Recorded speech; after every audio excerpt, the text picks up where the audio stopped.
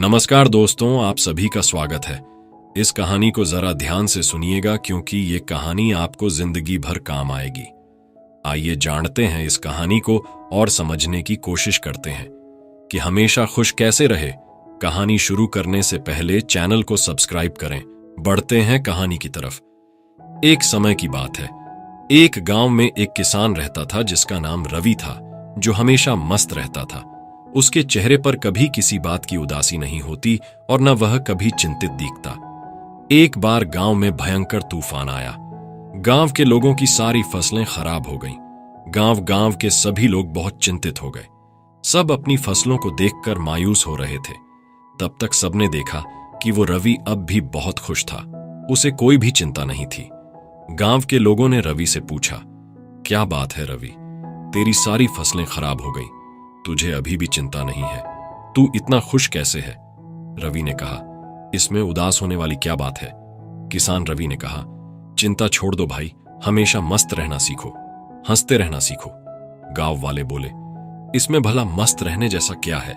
कैसे हम मस्त रह सकते हैं? हमारा तो नुकसान हो गया, फसलें खराब हो गई। अब हम क्या खाएंगे, अपना जीविका कैसे चलाएंगे, और इसमें भला हम कैसे मस्त रहें? अब तू ही बता, क्या तुझे कभी किसी बात की चिंता नहीं होती? तू हमेशा खुश कैसे रह लेता है?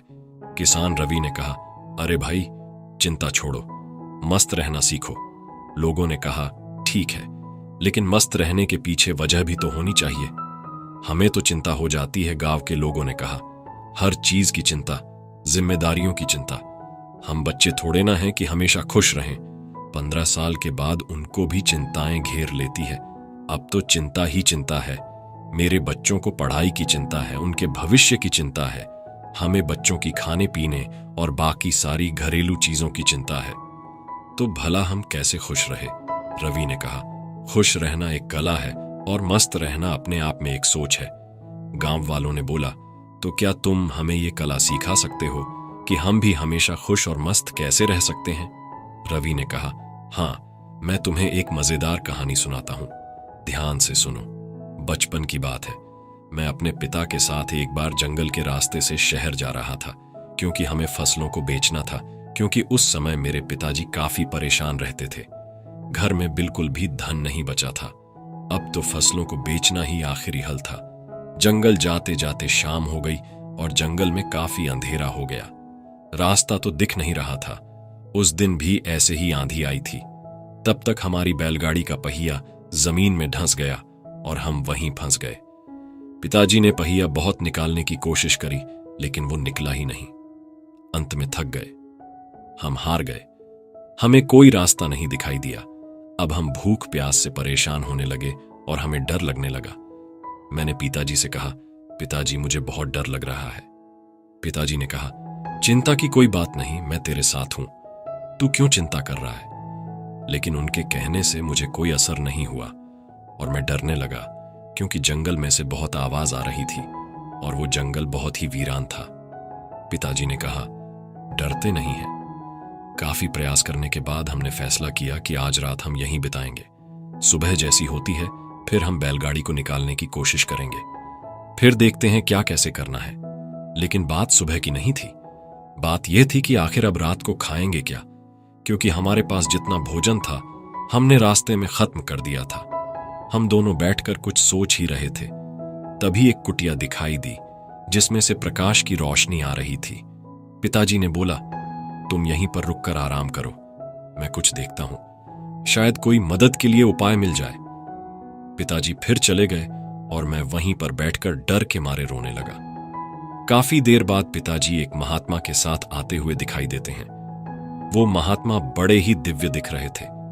फिर हम तीनों ने मिलकर जोर लगाया और बैलगाड़ी का पहिया उस गड्ढे से बाहर निकाल दिया और हमारी बैलगाड़ी बाहर निकल गई।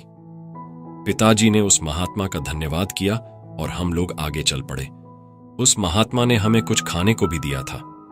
मैंने पिताजी के हाथ में एक कागज देखा। मैंने पूछा, वो क्या है? लेकिन पिताजी ने उसके बारे में कुछ भी नहीं बताया। अब हम आगे बढ़ चले। पिताजी ने बताया नहीं कि महात्मा ने हाथों में क्या दिया था। मैंने उनसे फिर पूछा कि पिताजी हाथ में क्या है? उन्होंने कुछ नहीं बोला। ये तेरे काम की चीज नहीं है। धीरे धीरे काफी समय गुजर गया और हम निकल गए। काफी वक्त गुजर जाने के बाद मैंने पिताजी से पूछा, पिताजी, उस पत्र में ऐसा क्या था कि जो आप मुझे बताते नहीं हो?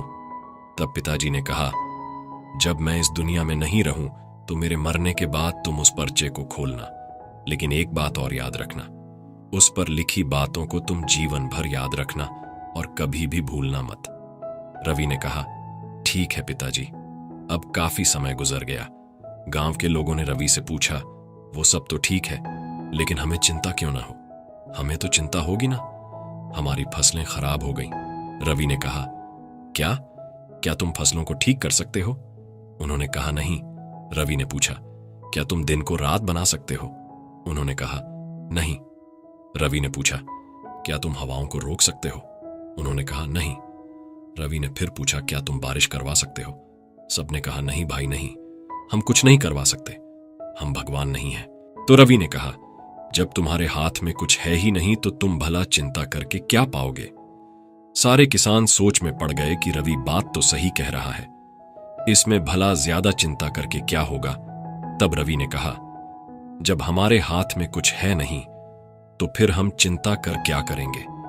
इसीलिए मस्त रहना सीखो और मस्त रहने की आदत डालो, तभी तुम्हारे जीवन में खुशियां आएंगी।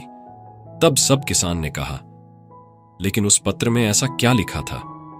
क्या तुमने पिता के जाने के बाद उसे खोलकर नहीं देखा?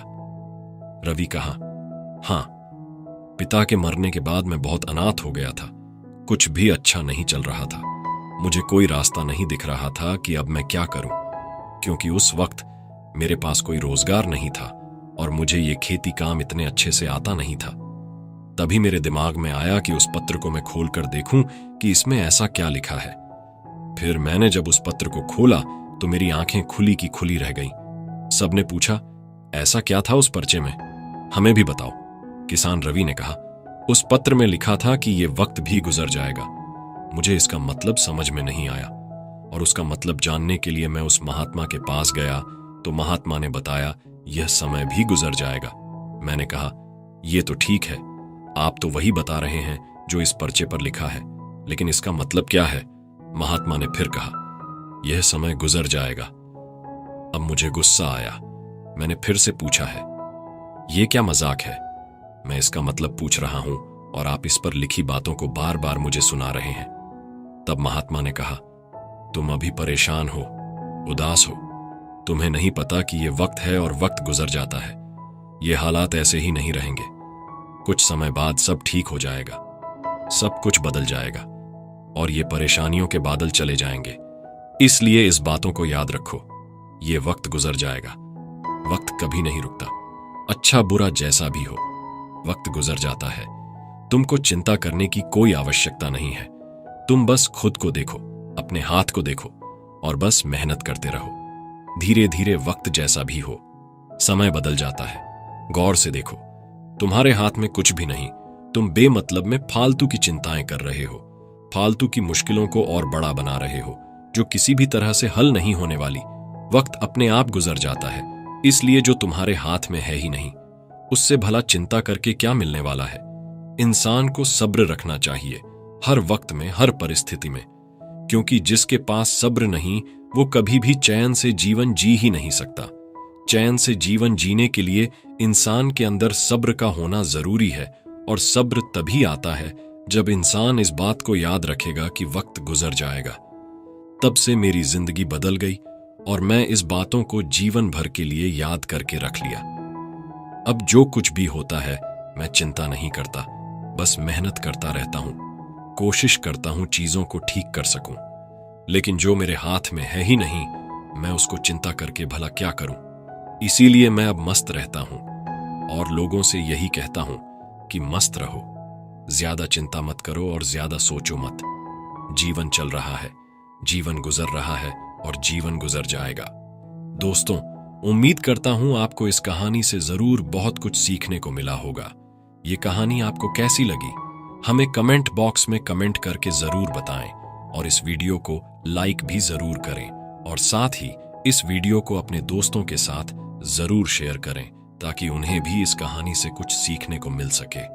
दोस्तों, अगर आप चाहते हो कि ऐसी मोटिवेशनल कहानियां आपको मिलती रहें, तो आप बिल्कुल सही जगह हो। यहां पर आपको मोटिवेशनल कहानियों का संग्रह मिलेगा जो आपको जीवन में आगे बढ़ने की ताकत देकर जाएगा। इस कहानी को सुनने के लिए और आपका अमूल्य